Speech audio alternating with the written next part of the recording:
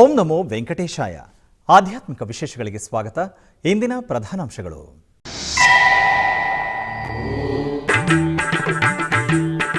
ದೇಶದಾದ್ಯಂತ ವಿಜೃಂಭಣೆಯಿಂದ ಮಧ್ವನವಮಿ ಆಚರಣೆ. ತಿರುಮಲ ಮತ್ತು ತಿರುಪತಿಯಲ್ಲಿ ವಿಶೇಷ ಪೂಜೆ ಮತ್ತು ಭಜನೆ.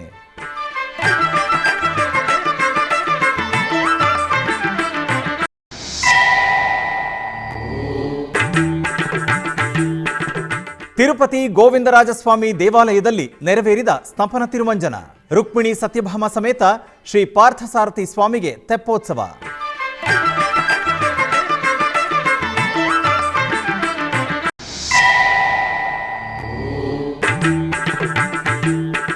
ಹೊಸೂರಿನಲ್ಲಿ 39ನೇ ವರ್ಷದ ಶ್ರೀ ರಾಧಾಕೃಷ್ಣ ಕಲ್ಯಾಣ ಮಹೋತ್ಸವ. ಅಸಂಖ್ಯಾತ ಭಕ್ತಾದಿಗಳು ಪಾಲ್ಗೊಂಡು ಕಲ್ಯಾಣವನ್ನು ವೀಕ್ಷಿಸಿ ಪುನೀತರಾದರು.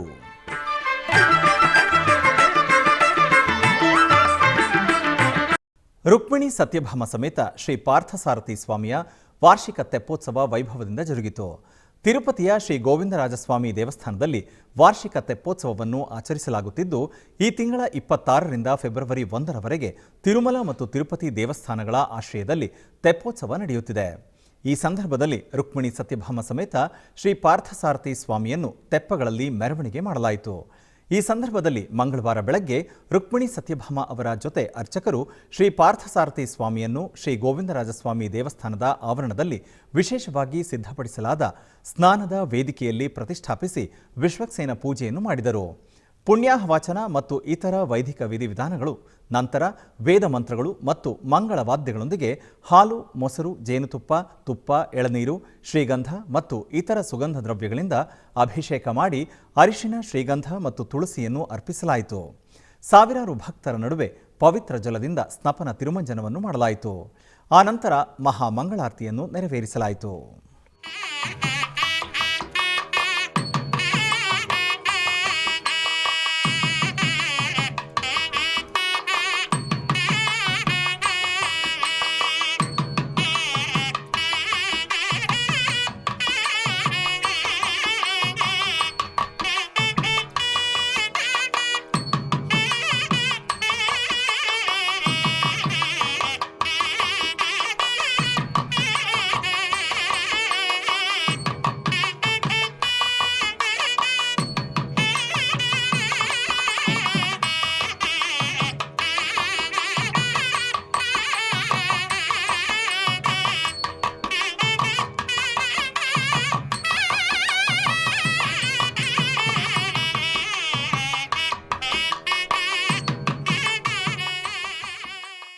ತಿರುಮಲದ ಆಸ್ಥಾನ ಮಂಟಪದಲ್ಲಿ ಮಧ್ವನವಮಿ ಆಚರಣೆಗಳು ಅದ್ಧೂರಿಯಾಗಿ ನಡೆದವು.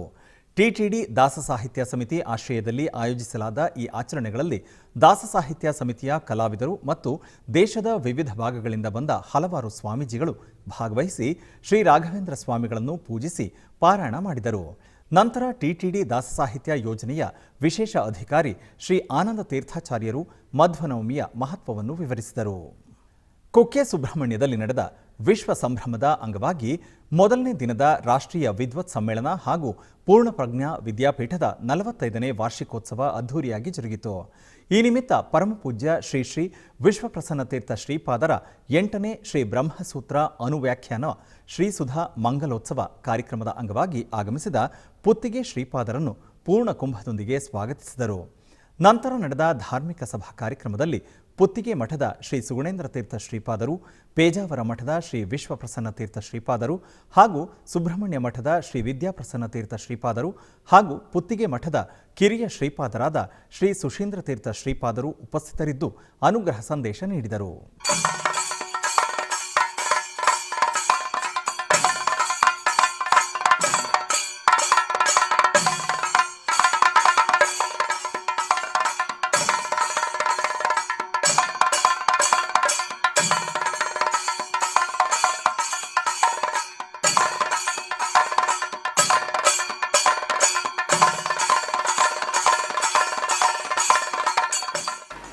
ಅನೇಕ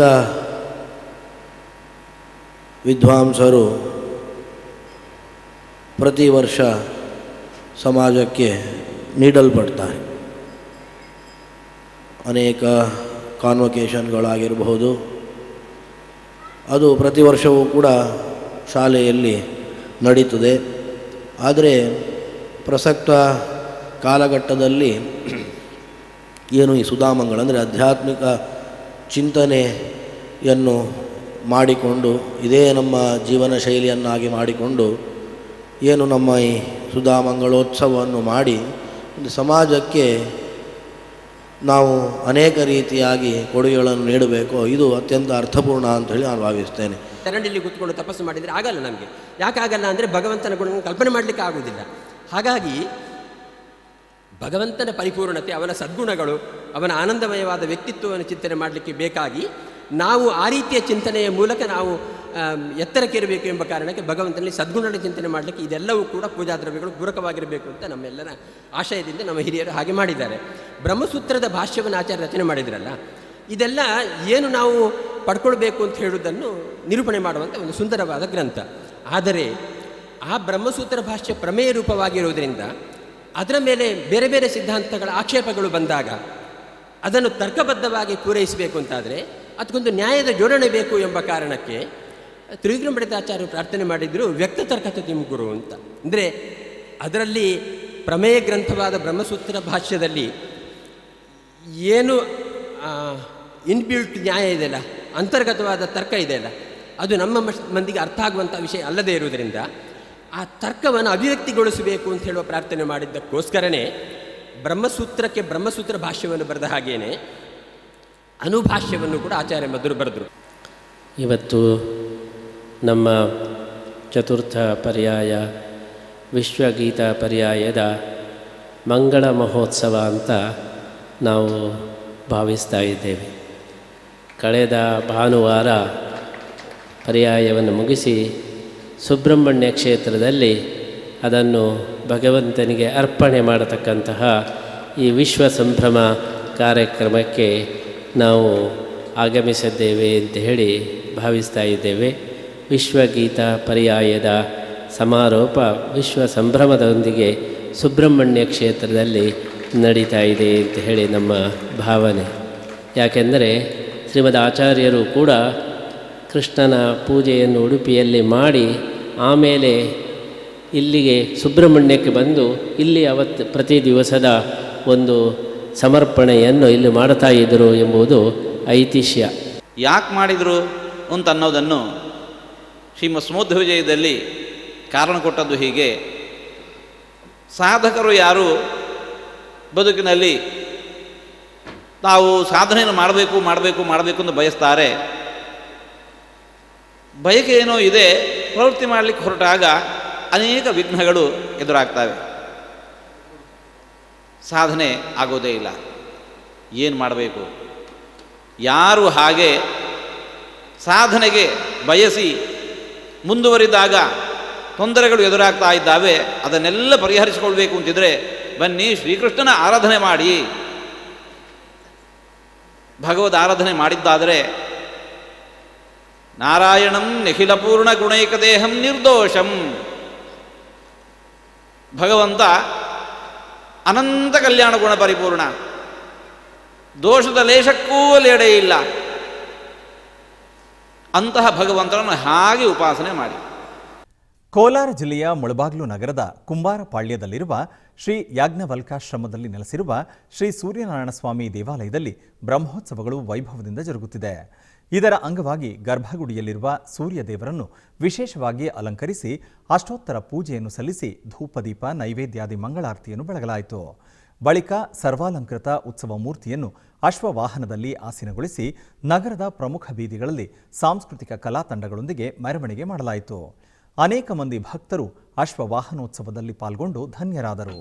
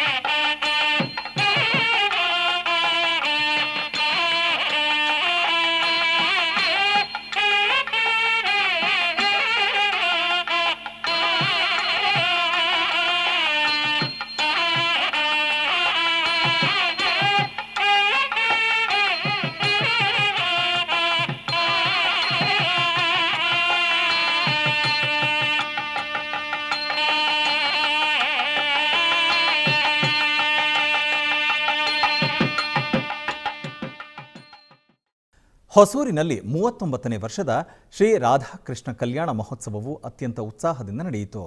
ಸತತ 2 ದಿನಗಳ ಕಾಲ ನಡೆದ ಮಹೋತ್ಸವವು ವಿಘ್ನೇಶ್ವರ ಪೂಜೆ ಮತ್ತು ಅಷ್ಟಪತಿ ಭಜನೆಗಳು, ಪಂಚಪತಿ, ಧ್ಯಾನಂ, ದಿವ್ಯನಾಮಂ ಮತ್ತು ಡೋಲೋತ್ಸವದೊಂದಿಗೆ ಪ್ರಾರಂಭವಾಯಿತು.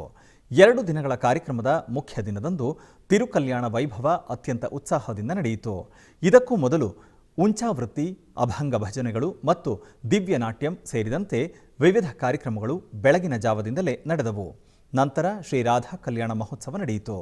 ಹೊಸೂರು ಲೋಕಕ್ಷೇಮ ಭಕ್ತ ಮಂಡಳಿ ಆಯೋಜಿಸಿದ್ದ ಖಾಸಗಿ ಕಲ್ಯಾಣ ಮಂಟಪದಲ್ಲಿ ಆಯಕುಡಿ ಶ್ರೀ ಕುಮಾರ ಭಾಗವತರ್ ಮತ್ತು ಅವರ ತಂಡದಿಂದ ಭಜನೆ ಕಾರ್ಯಕ್ರಮ ಹಮ್ಮಿಕೊಳ್ಳಲಾಗಿತ್ತು. ಇದರ ನಂತರ ಹಿಂದೂ ವೈಷ್ಣವ ಸಂಪ್ರದಾಯದ ಪ್ರಕಾರ ಶ್ರೀ ರಾಧಾಕೃಷ್ಣ ತಿರುಕಲ್ಯಾಣ ನಡೆಯಿತು.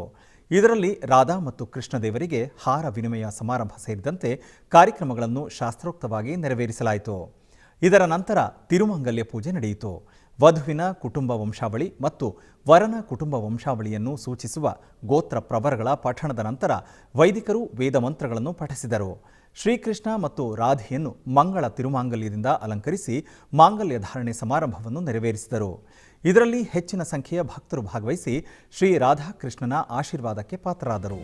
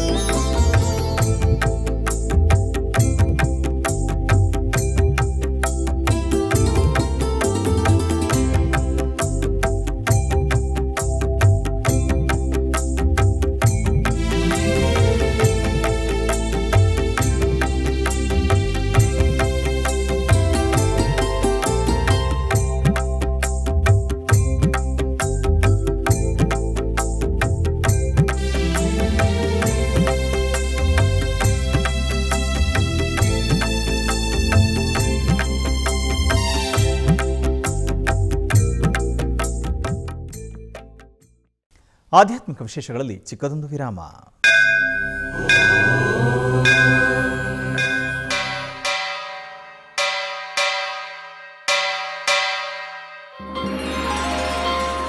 ಶ್ರೀ ವೆಂಕಟೇಶ ಉತ್ಸವ ಪ್ರಿಯನಾದ ವೆಂಕಟೇಶ್ವರನಿಗೆ ಪ್ರತಿನಿತ್ಯ ನಡೆಯುವ ಸೇವೆಗಳು.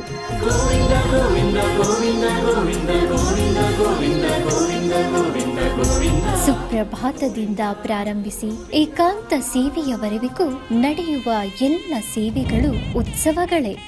ಭಕ್ತರ ಪಾಲಿಗೆ ಆನಂದೋತ್ಸವಗಳೇ.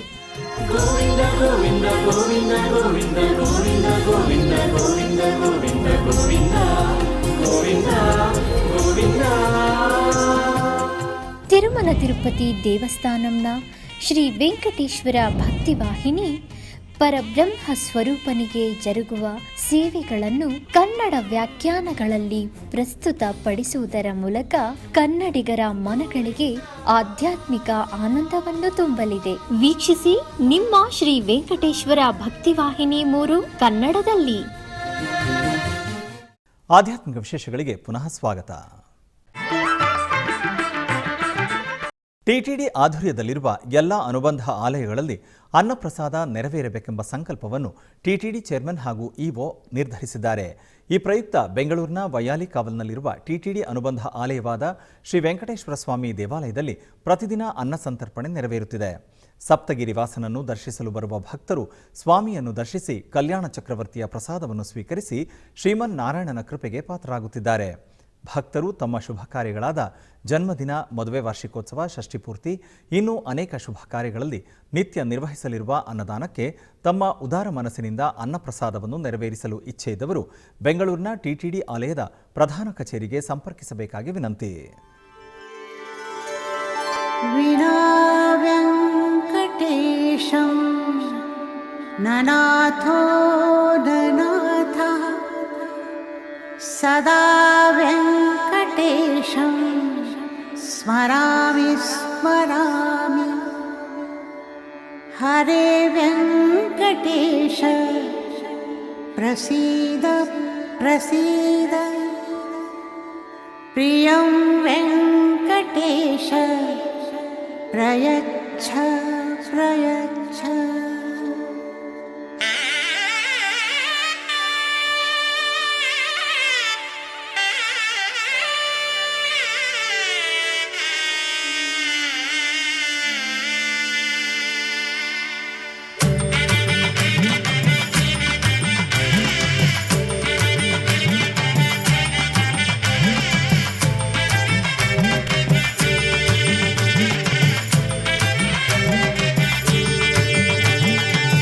ಗೋವಿಂದ ಗೋವಿಂದ ಗೋವಿಂದ ಗೋವಿಂದ. ಮಂಡ್ಯ ಜಿಲ್ಲೆಯ ಇತಿಹಾಸ ಪ್ರಸಿದ್ಧ ಶ್ರೀರಂಗಪಟ್ಟಣದ ಶ್ರೀರಂಗನಾಥ ಸ್ವಾಮಿ ದೇವಸ್ಥಾನದಲ್ಲಿ ಬ್ರಹ್ಮೋತ್ಸವ ಅದ್ಧೂರಿಯಾಗಿ ನಡೆಯಿತು. ಈ ನಿಮಿತ್ತ ಶ್ರೀದೇವಿ ಭೂದೇವಿ ಸಮೇತ ಶ್ರೀರಂಗನಾಥ ಸ್ವಾಮಿಯವರನ್ನು ನೂತನ ವಸ್ತ್ರ ಹಾಗೂ ಪುಷ್ಪಮಾಲೆಗಳಿಂದ ಸುಂದರವಾಗಿ ಅಲಂಕರಿಸಿ ಮಂಟಪೋತ್ಸವಗಳನ್ನು ನೆರವೇರಿಸಿ ಬಳಿಕ ಆಲಯದ ಹೊರ ಪ್ರಾಕಾರಕ್ಕೆ ಕರೆತರಲಾಯಿತು. ನಂತರ ಸರ್ವಾಲಂಕೃತ ರಥದಲ್ಲಿ ಶ್ರೀ ಸ್ವಾಮಿಯವರನ್ನು ಆಸೀನಗೊಳಿಸಿ ಭಕ್ತಾದಿಗಳು ಗೋವಿಂದ ನಾಮ ಸಂಕೀರ್ತನೆಯೊಂದಿಗೆ ರಥವನ್ನು ಎಳೆದು ತಮ್ಮ ಭಕ್ತಿಯನ್ನು ಮೆರೆದರು. ಸಹಸ್ರ ಸಂಖ್ಯೆಯಲ್ಲಿ ಭಕ್ತಾದಿಗಳು ಸ್ವಾಮಿಯ ದರ್ಶನ ಪಡೆದು ಕೃತಾರ್ಥರಾದರು.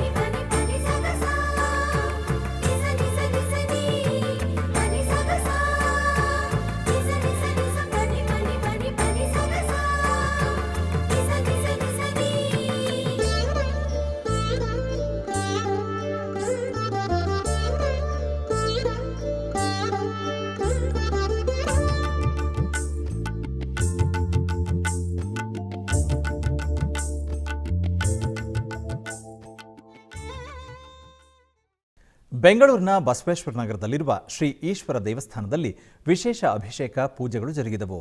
ಈ ನಿಮಿತ್ತ ಸ್ವಾಮಿಗೆ ವಿಶೇಷವಾಗಿ ಹಾಲು, ಮೊಸರು, ತುಪ್ಪ, ಜೇನುತುಪ್ಪ, ಬಾಳೆಹಣ್ಣುಗಳಿಂದ ಪಂಚಾಮೃತಾಭಿಷೇಕ ಮಾಡಿ ಮಂಗಳಾರತಿ ಬೆಳಗಲಾಯಿತು. ನೆರೆದ ಭಕ್ತರು ಸ್ವಾಮಿಯ ದರ್ಶನ ಪಡೆದು ಧನ್ಯರಾದರು.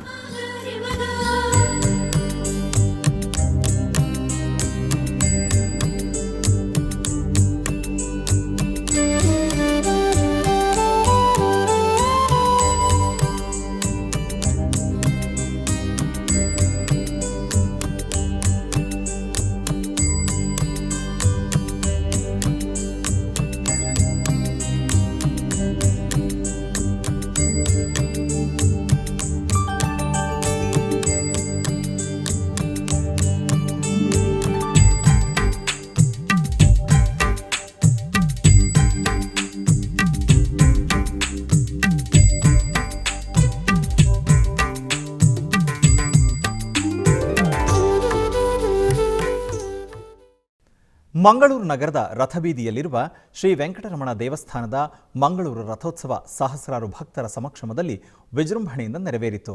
ಈ ನಿಮಿತ್ತ ರಥೋತ್ಸವ ಪ್ರಕ್ರಿಯೆ ಬೆಳಗ್ಗೆಯೇ ಮಹಾಪ್ರಾರ್ಥನೆಯೊಂದಿಗೆ ಪ್ರಾರಂಭಗೊಂಡು ಶ್ರೀ ವೀರ ವೆಂಕಟೇಶ ಸಹಿತ ಪರಿವಾರ ದೇವರಿಗೆ ಪಂಚಾಮೃತಾಭಿಷೇಕ, ಶತಕಲಶಾಭಿಷೇಕ, ಪುಳಕಾಭಿಷೇಕ ಶ್ರೀ ಕಾಶಿಮಠ ಸಂಸ್ಥಾನದ ಮಠಾಧೀಶರಾದ ಶ್ರೀ ಸಂಯಮೇಂದ್ರ ತೀರ್ಥ ಸ್ವಾಮೀಜಿ ಅವರಿಂದ ನೆರವೇರಿತು. ಯಜ್ಞ ಮಂಟಪದಲ್ಲಿ ಮಹಾಯಜ್ಞ, ಮಹಾಪೂರ್ಣಾಹುತಿ ನೆರವೇರಿದ ಬಳಿಕ ಶ್ರೀ ವೆಂಕಟರಮಣ ಸ್ವಾಮಿಯನ್ನು ಸ್ವರ್ಣ ಪಲ್ಲಕ್ಕಿಯಲ್ಲಿ ಆಸೀನಗೊಳಿಸಿ ಉತ್ಸವ ನಡೆಸಲಾಯಿತು. ಸ್ಥಳೀಯ ಗ್ರಾಮಗಳಿಂದ ಭಕ್ತರು ಆಗಮಿಸಿ ಭಕ್ತಿಪೂರ್ವಕ ಭಜನೆ, ನಮನ, ಪ್ರಾರ್ಥನೆಗಳ ನಡುವೆ ಶ್ರೀಗಳ ರಥಾರೋಹಣ ನಡೆಸಿ ಪೂಜೆ ನೆರವೇರಿಸಿದರು. ಬಳಿಕ ಭಕ್ತಾದಿಗಳು ಗೋವಿಂದ ನಾಮಸ್ಮರಣೆಯೊಂದಿಗೆ ಬ್ರಹ್ಮರಥವನ್ನು ಎಳೆದು ಪುನೀತರಾದರು.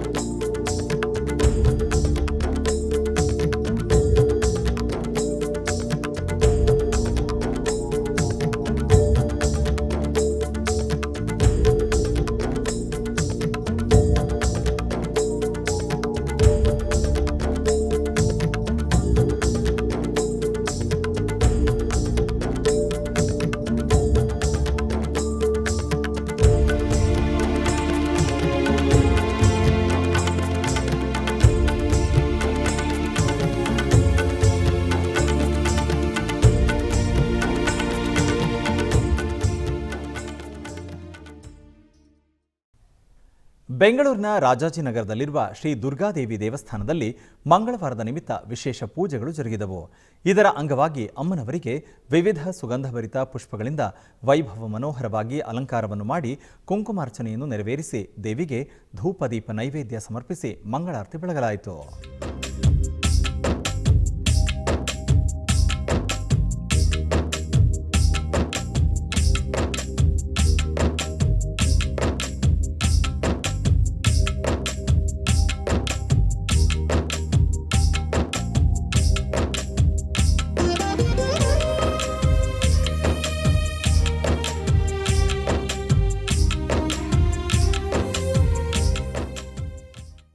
ಮಸ್ಕಟ್ನ ಶ್ರೀನಿವಾಸ ಭಕ್ತ ವೃಂದದ ವತಿಯಿಂದ ಆಯೋಜಿಸಿದ್ದ ಶ್ರೀನಿವಾಸ ಕಲ್ಯಾಣೋತ್ಸವದ ಕುರಿತು ಸೋಸಲೆ ವ್ಯಾಸರಾಜ ಮಠದ ಪೀಠಾಧೀಶರಾದ ಶ್ರೀ ಶ್ರೀ ವಿದ್ಯಾಶ್ರೀಶ ತೀರ್ಥ ಸ್ವಾಮೀಜಿಯವರಿಂದ ಅನುಗ್ರಹ ಸಂದೇಶ. ಕಳೆದ ವರ್ಷದಂತೆ ಈ ವರ್ಷವೂ ಮಸ್ಕಟ್ ನಗರದಲ್ಲಿ ಶ್ರೀ ರಾಮಕೃಷ್ಣ ಮತ್ತು ಶ್ರೀ ಶಶಿಧರ ಶೆಟ್ಟಿಯವರ ನೇತೃತ್ವದಲ್ಲಿ ಬನ್ನಾರಿ ವೆಂಕಟೇಶ್ ಅವರ ತಂಡದವರಿಂದ ಶ್ರೀನಿವಾಸ ಕಲ್ಯಾಣೋತ್ಸವ ಹಾಗೂ ವೀಣಾ ಬನ್ನಂಜಿಯವರಿಂದ ರಾಮಾಯಣದಲ್ಲಿ ಜೀವನ ಮೌಲ್ಯಗಳು ಎಂಬ ವಿಷಯದಲ್ಲಿ ಪ್ರವಚನಗಳನ್ನು ಏರ್ಪಡಿಸಲಾಗಿದೆ ಅಂತ ಹೇಳಿದ್ರೆ ತುಂಬ ಸಂತೋಷವಾಯಿತು. ಈ ಕಾರ್ಯಕ್ರಮಗಳು ವಿಶೇಷವಾಗಿ ತಿರುಪತಿಯ ಶ್ರೀನಿವಾಸನಲ್ಲಿ ವಿಶೇಷ ಭಕ್ತಿ ಬರಲು ಕಾರಣವಾಗುವಂತೆ ಜೀವನದ ಮೌಲ್ಯಗಳ ವಿಷಯದಲ್ಲಿ ವಿಶೇಷ ಬೆಳಕನ್ನು ನೀಡತಕ್ಕಂಥ ಕಾರ್ಯಕ್ರಮಗಳಾದ್ದರಿಂದ ತುಂಬ ಸಂತೋಷದ ವಿಷಯ ಇಂಥ ಕಾರ್ಯಕ್ರಮ ನಡೆಯತಕ್ಕದ್ದು. ಈ ಕಾರ್ಯಕ್ರಮಗಳು ಯಶಸ್ವಿಯಾಗಿ ನಡೆಯಲಿ ಅಂತ ಹೇಳ್ತಾ ಈ ಕಾರ್ಯಕ್ರಮದ ನೇತೃತ್ವವನ್ನು ವಹಿಸಿರುವ ಶ್ರೀರಾಮಕೃಷ್ಣ ಮತ್ತು ಶ್ರೀ ಶಶಿಧರ ಶೆಟ್ಟಿ ಇವರಿಬ್ಬರನ್ನು ಅಭಿನಂದಿಸ್ತೇವೆ.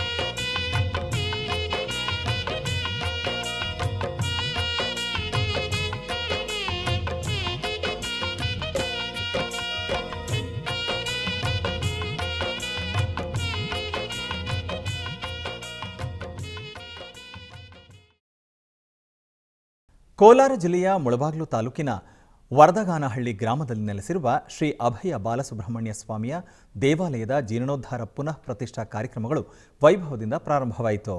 ಈ ನಿಮಿತ್ತ ಆಲಯದ ಮುಂಭಾಗದಲ್ಲಿ ಹಸಿತೋರಣ, ಹೂಮಾಲೆಗಳು, ಚಪ್ಪರದೊಂದಿಗೆ ಆಲಯವನ್ನು ಸಿಂಗಾರಗೊಳಿಸಿ ವಿವಿಧ ಹೋಮಕುಂಡಗಳನ್ನು ನಿರ್ಮಿಸಲಾಯಿತು. ತರುವಾಯ ಆಲಯದಲ್ಲಿ ಕಲಶಗಳನ್ನು ಸ್ಥಾಪಿಸಿ ವೇದ ಪಂಡಿತರಿಂದ ವೇದ ಪಾರಾಯಣ ನಡೆಯಿತು.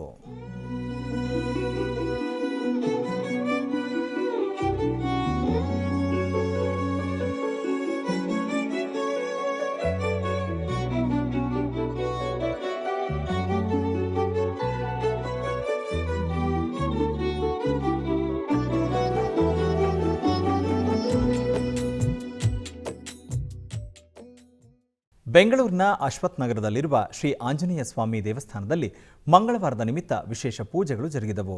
ಈ ನಿಮಿತ್ತ ಸ್ವಾಮಿಗೆ ವಿವಿಧ ಬಗೆಯ ಪುಷ್ಪಗಳಿಂದ ಅಲಂಕಾರವನ್ನು ಮಾಡಿ ತುಳಸಿ ಅರ್ಚನೆಯನ್ನು ನೆರವೇರಿಸಿ ಮಂಗಳಾರತಿ ನೆರವೇರಿಸಲಾಯಿತು. ನೆರೆದ ಭಕ್ತರು ಸ್ವಾಮಿಯ ದರ್ಶನ ಪಡೆದು ಕೃತಾರ್ಥರಾದರು.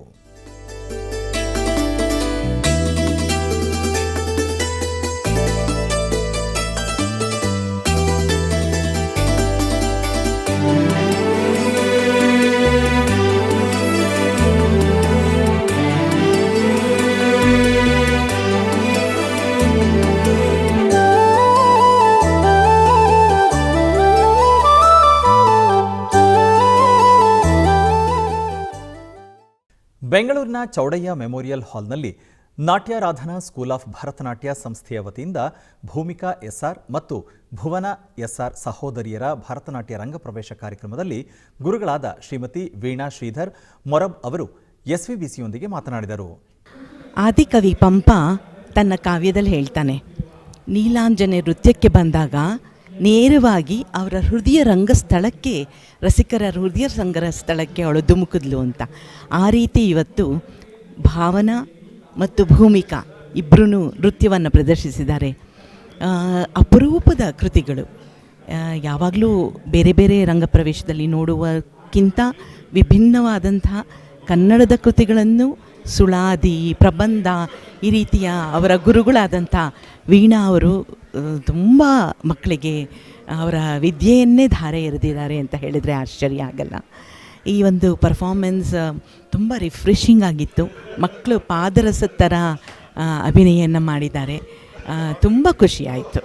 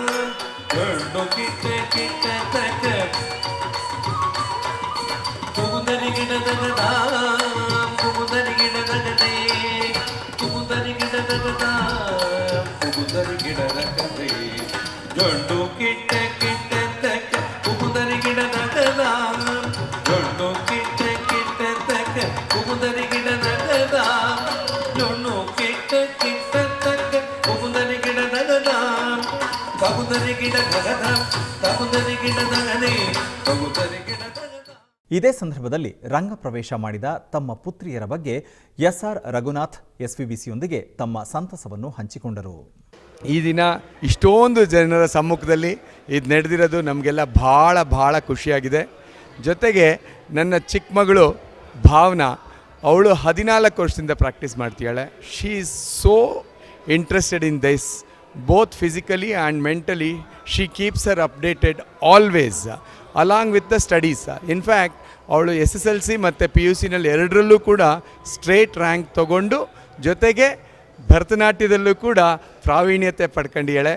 ಹಾಗಾಗಿ ಅವಳನ್ನ ವಿಶೇಷವಾಗಿ ನಾನು ಅಭಿನಂದಿಸೋಕ್ಕೆ ಇಷ್ಟಪಡ್ತೇನೆ. ಈ ದಿನ ಇಷ್ಟೊಂದು ಜನಗಳ ಮಧ್ಯೆ ಅತ್ಯದ್ಭುತವಾದ ರಂಗಪ್ರವೇಶ ಆಗಿರೋದು ಮತ್ತು ಅವರ ನಾಟ್ಯ ನೋಡಿ ಎಲ್ಲರ ಅಭಿಪ್ರಾಯಗಳು ಕೇಳಲ್ಪಟ್ಟೆ. ತುಂಬ ಚೆನ್ನಾಗಿ ಮಾಡಿದ್ದಾರೆ. ಹಾಗಾಗಿ ನಮಗೆ ಒಂದು ಧನ್ಯತಾ ಭಾವ ಇದೆ. ಎಲ್ಲ ವೆಸ್ಟರ್ನ್ ಕಲ್ಚರಲ್ಲಿ ಇರಬೇಕಾದ್ರೆ ಇಂಥ ಕಳಿಗೆನಲ್ಲಿ ನಮ್ಮ ಕಲೆನ ಬೆಂಬಲಿಸೋಕ್ಕೆ ಇಷ್ಟೊಂದು ಜನ ಬಂದಿರೋದು ನಮಗೆ ಹೃದಯ ತುಂಬಿ ಬಂದಿದೆ ಮತ್ತು ನಮಗೆ ಕಣ್ಣಾಲಿ ತುಂಬಿದೆ ಅಂತ ಹೇಳಿಬಿಟ್ಟು ನನ್ನ ಎರಡೂ ಮಕ್ಕಳಿಗೆ ವಿಶೇಷವಾಗಿ ಅಭಿನಂದಿಸಿ ಆಲ್ ದ ಬೆಸ್ಟ್ ಹೇಳ್ತಾ ಥ್ಯಾಂಕ್ ಯು. ಆಧ್ಯಾತ್ಮಿಕ ವಿಶೇಷಗಳು ಇಲ್ಲಿಗೆ ಮುಕ್ತಾಯಗೊಂಡವು. ಓಂ ನಮೋ ವೆಂಕಟೇಶಾಯ.